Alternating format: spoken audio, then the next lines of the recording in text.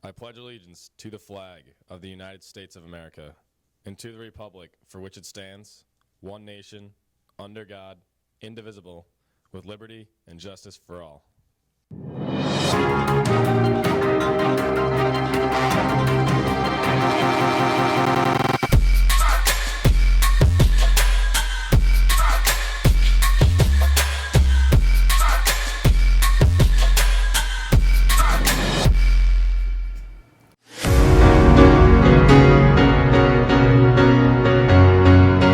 Good morning, FM. Today begins the course selection process for the 2017 to 2018 school year. This morning you should have received a course catalog and a course recommendation form. The course recommendation form is organized to put your required academic courses on the top and your elective courses towards the bottom.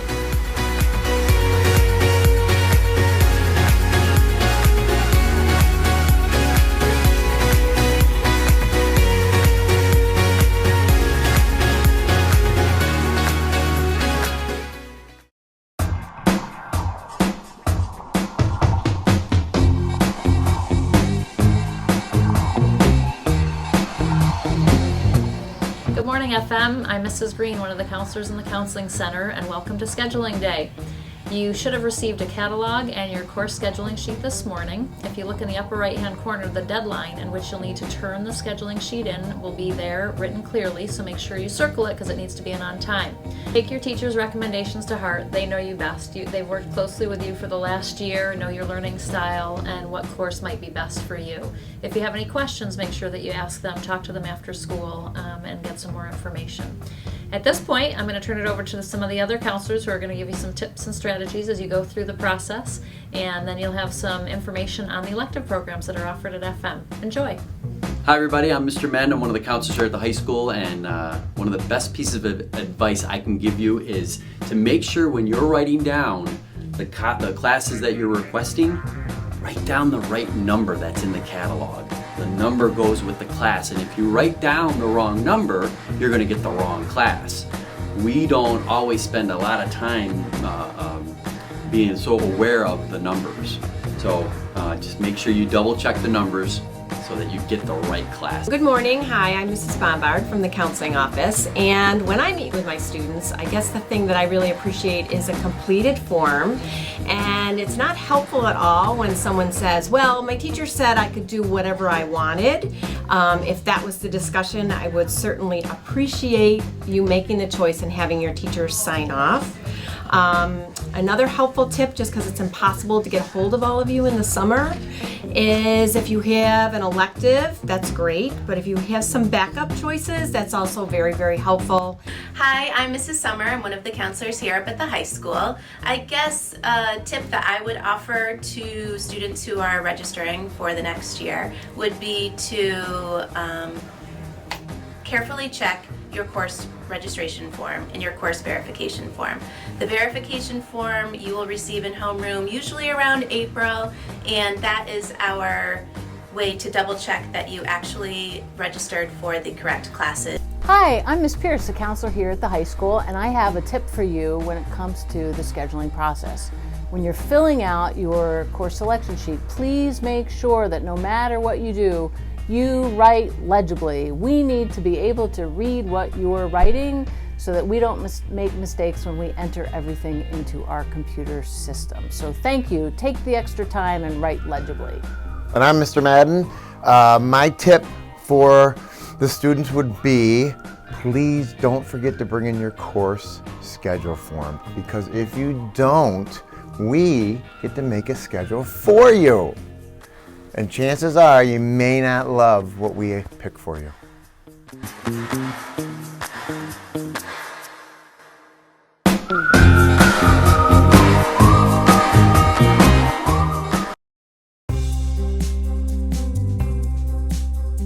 It starts off with Studio Art, which is a foundational course that everyone starts with. Some people start taking that in 8th grade, but most people take it in 9th grade.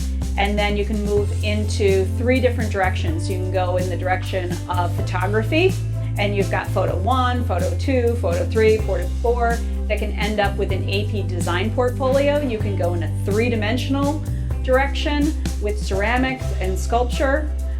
or you can end up here after taking painting and drawing, Advanced Art 1, and this is Advanced Art 2 in AP, which ends up with an AP drawing portfolio. Really, our focus in the art department is helping people to discover their own creativity, as well as build skills in terms of visual acuity and the physical skills of drawing and painting and photography and sculpture and ceramics. But it all comes down to developing visual skills and an understanding of design.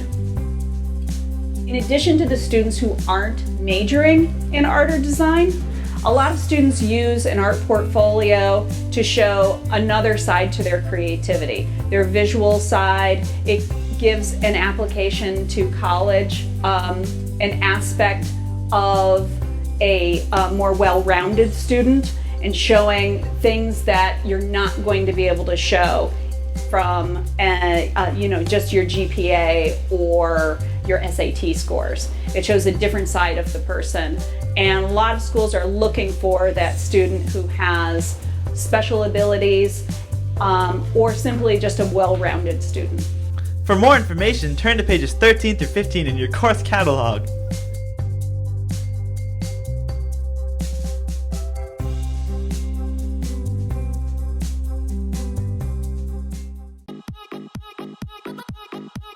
For those of you interested in everything and anything computers, then a computer science class is definitely for you.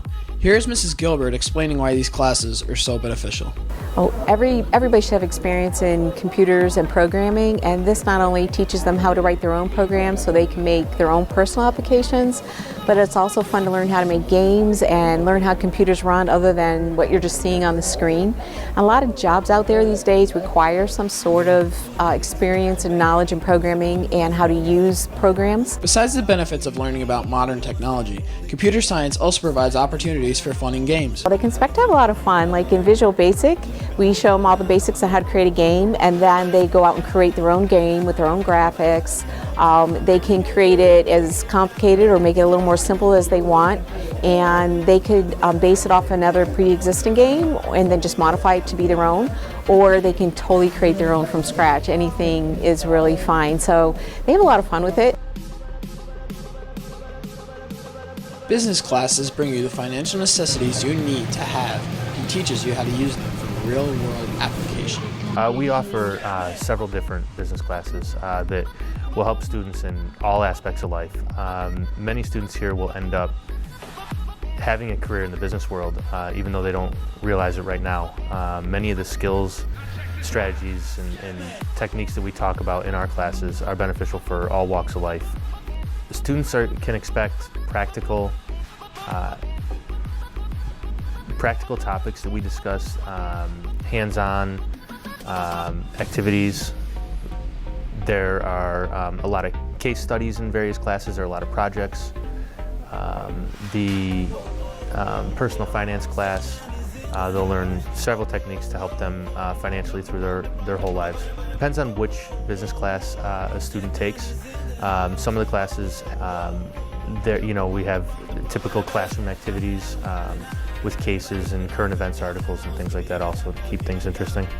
Students taking business classes are really going to have some real life applicable skills for the next phase in their lives. Money management, budgeting, things like that are very important, very helpful throughout life, and kids are going to walk away with those skills. Next year, the business department is very excited to offer a new class.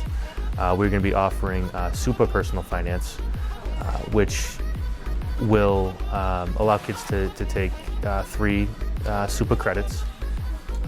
The personal finance curriculum, it's an in-depth look at various financial choices that an individual makes over their lives, talking about taxes, insurance, saving, investing, very important things, very important skills to have going forward. So we're very excited to offer the class for the first time next year. For more information on business and computer science classes, turn to pages 18 and 19 in your course catalog.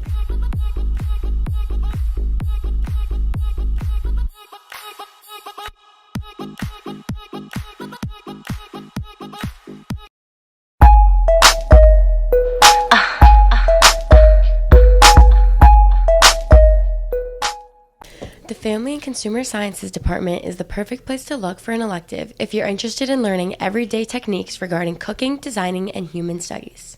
Basically, what we're teaching our students to do is to have the life skills, and at this level, at the commencement level, we're also teaching them career skills so that they can take their knowledge into the career place. Mrs. Gringa is one leader of the department, teaching classes such as fashion design and child psych.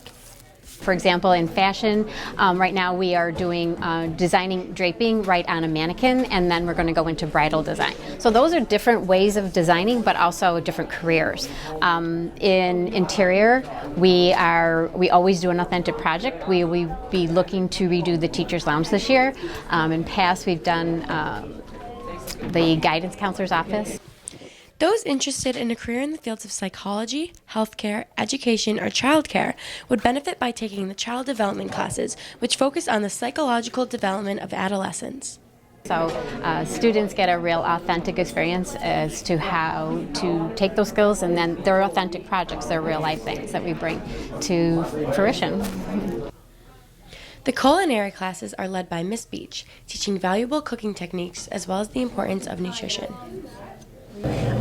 So when students come in, we learn about kitchen safety, sanitation, basic cooking skills, things that you may or may not learn at home.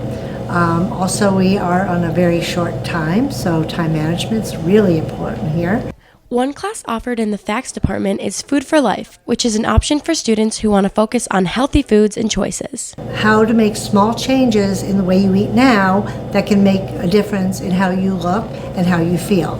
So whether you're an athlete or you just want to make some healthy alternative choices, that's a great class. So, even though people have kitchens in the home doesn't mean that they necessarily use them. So this is a great way for them to get hands-on experience in cooking in our classes. In fashion design and interior, everybody's going to have a home someday. Everybody wears clothes. So it's a great way to get exposed to that whole field, or just take that with you on a personal level. For more information on family and consumer sciences, turn to pages 32 through 35.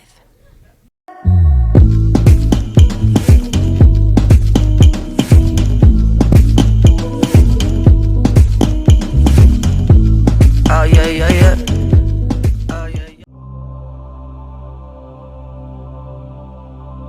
There are many music classes available at the high school.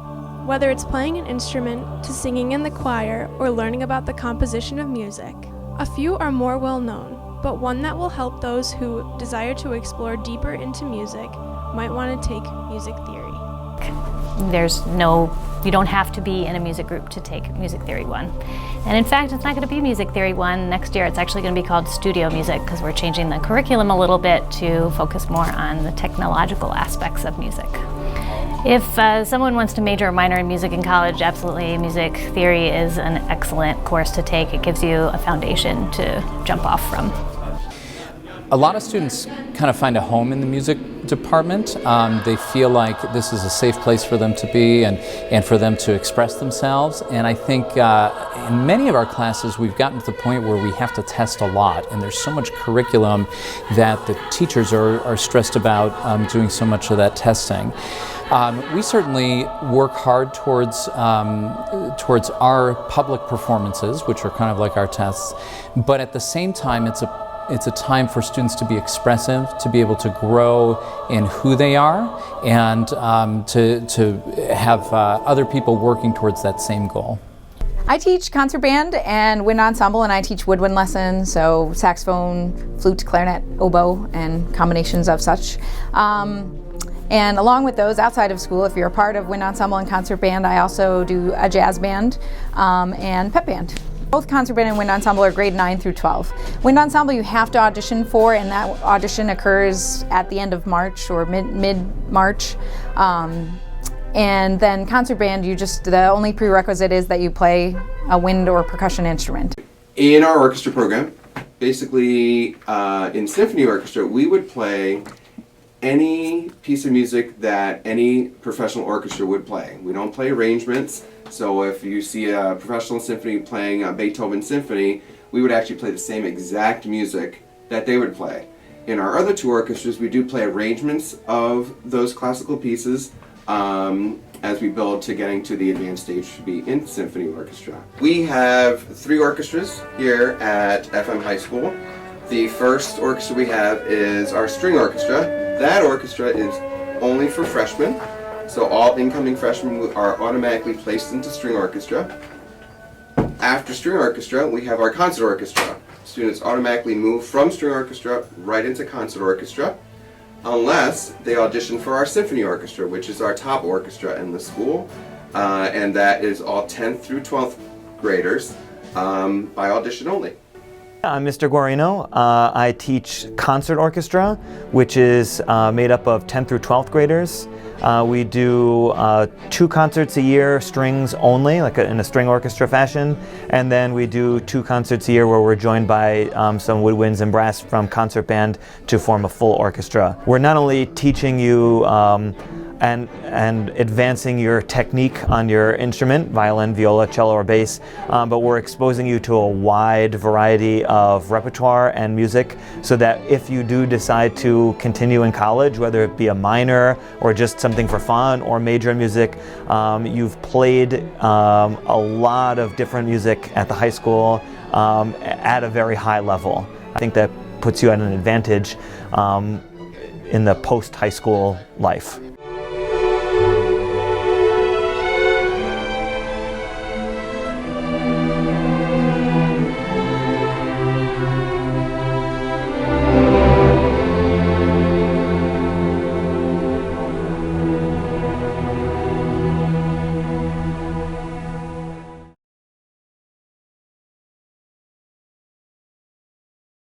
I'm Jensen Bergman. I'm one of the 2 technology teachers here in the high school. I've been teaching here for 15 years. We have 10 different classes, and the projects vary from class to class. One of the projects that we just finished up was a little library, it was called. It's a book sharing project that we did for one of the residents over in the Academy Hill neighborhood. And it's basically an oversized mailbox, but it was built like a mini barn, and there's 2 bookshelves in there. There's one shelf for kids' books and there's one shelf for adult books. And it was a great opportunity because we got to have over 100 students work on it in the technology program. It allows students to work collaboratively on the project, so they get to work together and get a feel for that, which is a very common thing once you're out past high school, both in college and out in the work world. So that's one aspect of it. And then they also get to work on the whole design process, coming up with the design, presenting the design to the customer.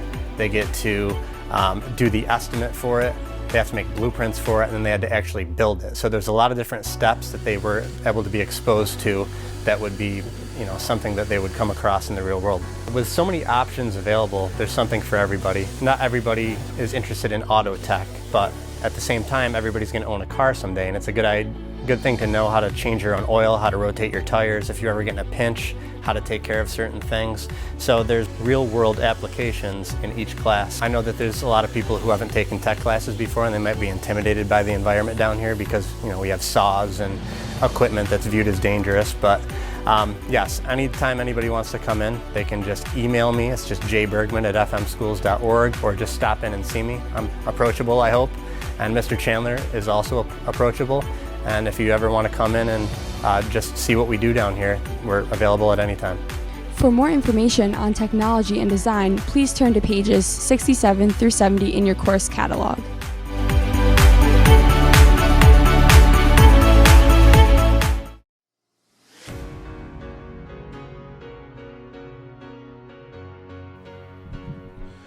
We hope this helps with the elective selection process. Scheduling seminars will begin with juniors on Tuesday, January 31st. Sophomores will meet starting on February 7th, and freshman seminars begin on February 14th. Make sure you have your scheduling form completed by this date. If you have any questions, stop by the counseling center and speak with your counselor.